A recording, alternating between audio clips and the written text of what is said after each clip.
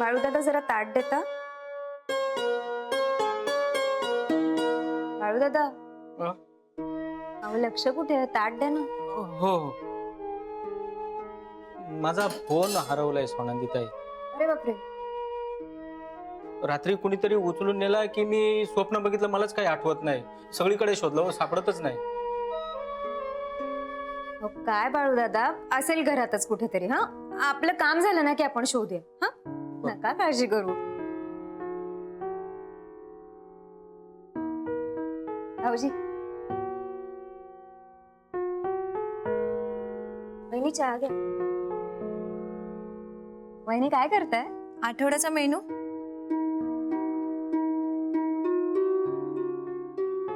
काय बघतेस? नाही ते गुरुवारी कढी भाताऐवजी तुम्ही पनीर पुलाव लिहिलाय.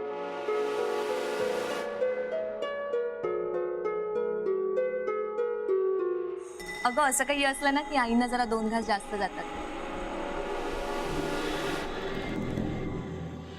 नाही ते बरोबरच आहे, पण वहिनी मला काय वाटतं माहितीये का, उन्हाळ्यात तसं पुलाव वगैरे नको.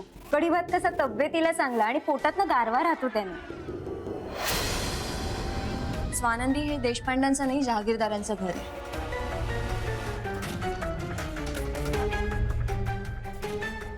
कुठल्याही 2 घरात अंतर असतं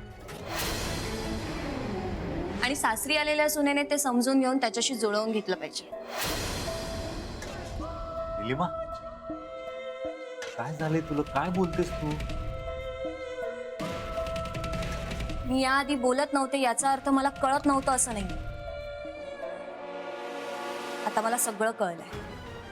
मी मोठी सून आहे या घरची आणि त्याच मानात मला राहायला पाहिजे.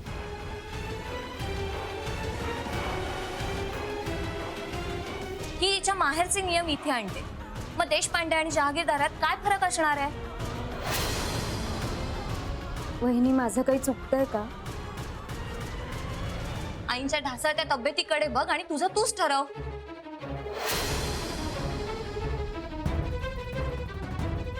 हा बाळू दादा, हे घे, आणलंय. हा घे. अय हॅलो, काय झालं? हा नाही ते अहो आम्ही आईंच्या तब्येतीबद्दल बोलत होतो. मला काय वाटतं माहितीये का, वातावरणातल्या बदलांमुळे आईंना त्रास होतो. पण वहिनींचं असं म्हणणं आहे की जेवणाची पद्धत बदलल्यामुळे.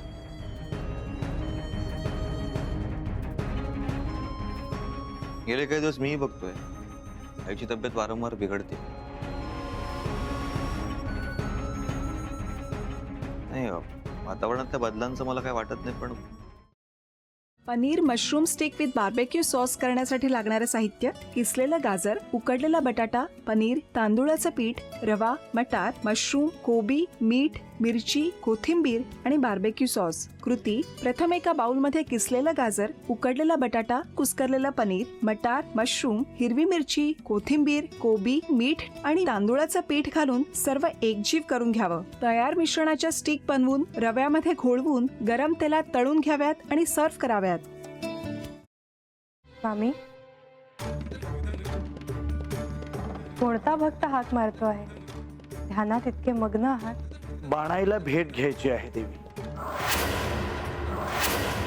वाटलंच मला. ती अस्वस्थ असणं स्वाभाविकच आहे. तिच्या दृष्टीने हे सारंच गोंधळून टाकणार आहे. अशा वेळी तिला तुम्हाला किंवा मला भेटावं असं वाटणं हे स्वाभाविक आहे. नमस्ते अंकल जी. वो हमें आपसे कशा करता आलेस तू इथे? विकीची चाळी करायला? काय समजतो काय स्वतःला तू? अरे आजारपणात माझा जीव वाचला म्हणून घरातल्या पोरी बाळींवर. अरे कुठून कुठून येता तुम्ही? नाही ते उद्योग धंदे करता इथं. खपवून घेणार नाही मी सांगतो तुला. मी फार वाईट माणूस आहे, लक्षात ठेव. पोलिसात देणार होतो तुला.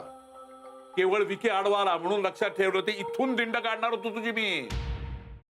मामा, आता आपण काहीच करू शकत नाही.